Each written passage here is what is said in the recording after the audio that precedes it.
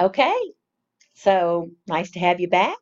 We're going to talk about how to write the assessment commentary, task 3, prompt 2. Prompt 2 is associated with rubrics 12 and 13. And in order to get to this part, you have to have um, collected your work samples and given feedback.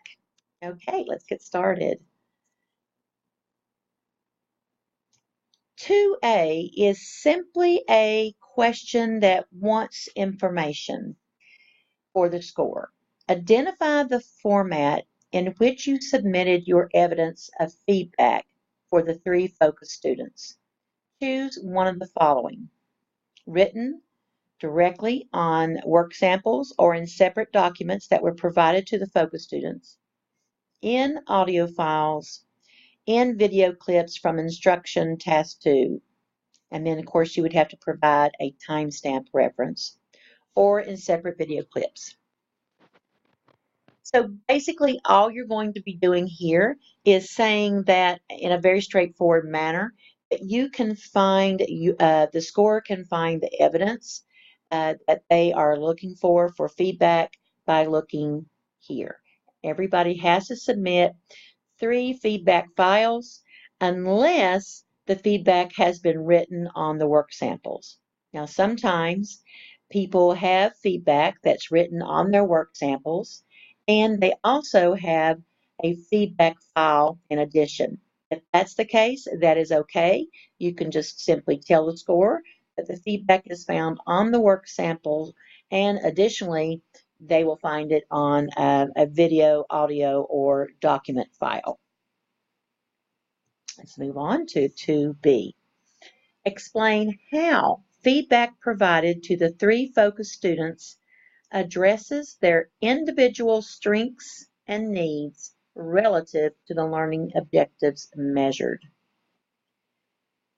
So you're going to write 3 paragraphs. 1 paragraph should be devoted to each focus student. Focus student A: how did your feedback address their strengths in regards to the learning objectives? So you want to quote your feedback. For example, say, because student A did so well on blank, I wrote blank. How did your feedback address their needs in regards to learning objectives? Again, quote your feedback. For example, because student A struggled with blank, I wrote blank. For a level 5 answer, you need to provide a strategy. So for example, you can say, I provided a strategy to help student A, or in my feedback to student A, I reminded him about what we learned last week. This is only needed for 1 focus student in order to qualify for a 5. Make sure that you do all of this, so we repeat this for each focus student. So let's take a look at the history, the secondary history URL. The candidate meets level 4, and the feedback for at least 1 focus student includes a strategy or a connection to prior learning, a connection to a prior experience or learning. Don't skimp on this. So the candidate meets level 4, a strategy. You did a great job of providing specific evidence from the article to back up your argument. I want you to, here's the strategy, I want you to do more research and use more than 1 article for evidence so that you can compare different points of view. That's considered a strategy. So this is a practical suggestion that students can use to improve. Okay. Or you can make a meaningful connection. Look at this example. I want you to remember back to your essay on dropping the atomic bomb. Compare this scenario with that one. Look at the situation from both sides and give the pros and cons of all options before stating your solution to the missiles in Cuba. Don't skimp on 2B. All of the evidence needed for scoring 2B, for all evidence needed for scoring rubric 12 comes from 2B and the feedback samples. So you need to provide good evidence in 2B. So don't skip just because it's just a one little 2B. Okay, let's take a look at this example here from this student. My feedback to student 8 addressed her strengths, and then she goes on to talk about that. And then this student used her strength of recalling background knowledge from day 2, lesson 2. And then I wrote on her work. Notice how this teacher candidate is quoting herself, which is very good. I wrote on her work, I liked that you used your background knowledge from the day before the lesson. And then again, she talks about other quotes that she's doing. She's given some really good. I asked student 8 to think about how finding the text evidence in the story will correctly help her identify. And then she goes on. So here's her feedback. She talks about her feedback for student 9, and she talks about her feedback for student 10. And normally, you should, I do need to say here that your focus students ought to be named student 1, student 2, and student 3. However, this is not a problem that causes a change in your scoring. It just helps the score when we have things more standardized. But again, notice that there are direct quotes from the feedback, and that is exactly what you're doing. So right here, you're in this section. The most common mistake made in 2B is that people want to continue to analyze the work sample. And 2B, you are not analyzing the work sample anymore. All of that should have taken place in prompt 1. In 2, we're only talking about the feedback, and that is all.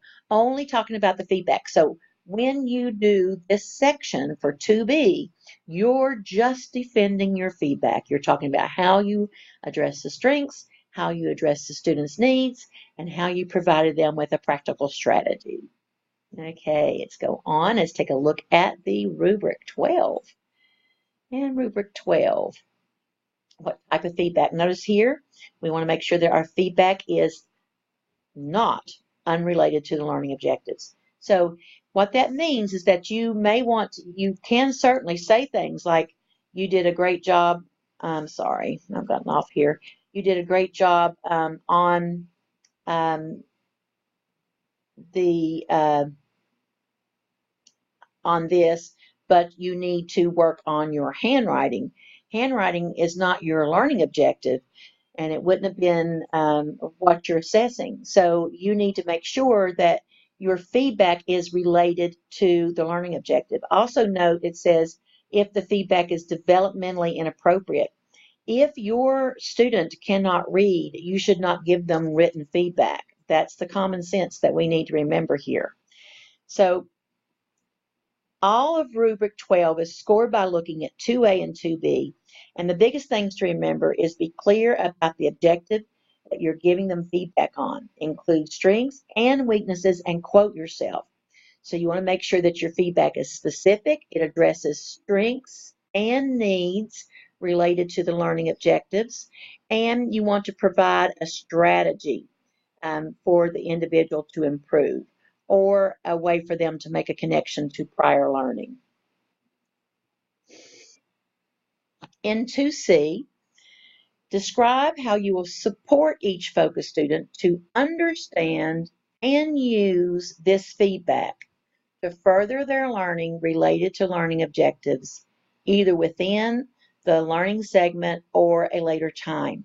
Now, I've done another video series about task 3. I think it's called All About Task 3. And in one of the parts, there is one that is devoted pretty much to this part, in that it's how to plan for giving them suggestions for understanding and using feedback. So you want to devote a paragraph for each student, unless you're doing the exact same thing for a couple of them. And you want to, here's some sentence stems that I suggest. Focus student blank, struggle with. I will support the student in understanding his feedback by. Now look at that. Support, understand. Those are important because those come from the rubric. So I will help the student in using this feedback by address how you will help them understand, help them use their strengths and weaknesses. This sending it home for homework for them to fix is a way for them to use feedback, but it's not showing how you supported them in using feedback. Don't skimp on this prompt. That is the biggest problem. Don't skimp on this prompt because all of rubric 13 is scored from this prompt. So look at paragraph 1. Student A did well on, there's the objective, the skill. Student A struggled with the objective, the skill. To support focus student A in understanding his feedback, I will. And then talk about how you're going to address his strengths and needs and helping him understand his strengths and needs. Note that this is about you helping him understand his feedback, not you saying, here, read the feedback. Okay, and then how are you going to support student A in using the feedback? So how are you going to help student A in using his feedback that addresses strengths, and how are you going to help them in using the feedback that addressed his weaknesses? Again, how will you help him? And you need to repeat this for all 3 of your students, student A, B, and C. Now, I had a really good, this one is one of the few samples that I have of someone who did extremely well on this rubric 13. She's followed my suggestions.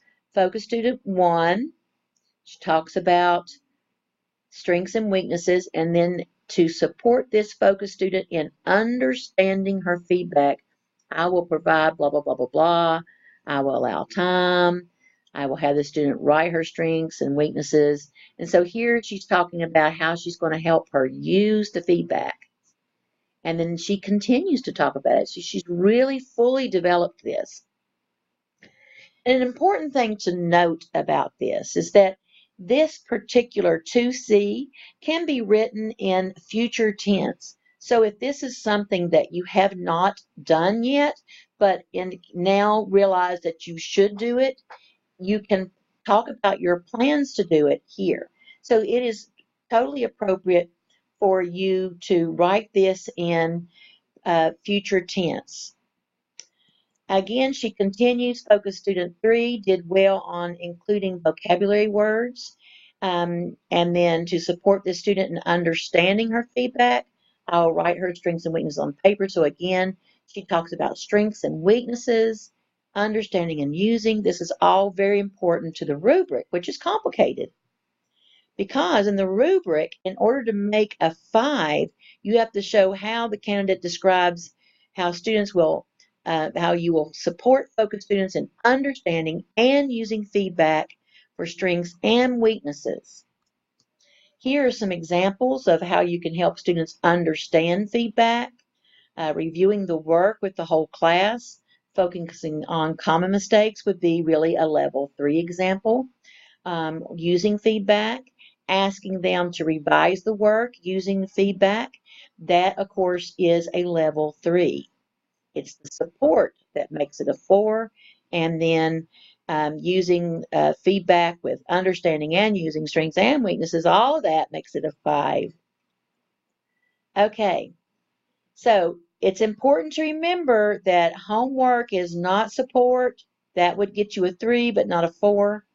And I think that you are ready to go for prompt 3. You can, you are ready to go for prompt 2. And in my next video, we will discuss how to write for task 3, prompt 3, which is about academic language use. I hope you have a really nice day.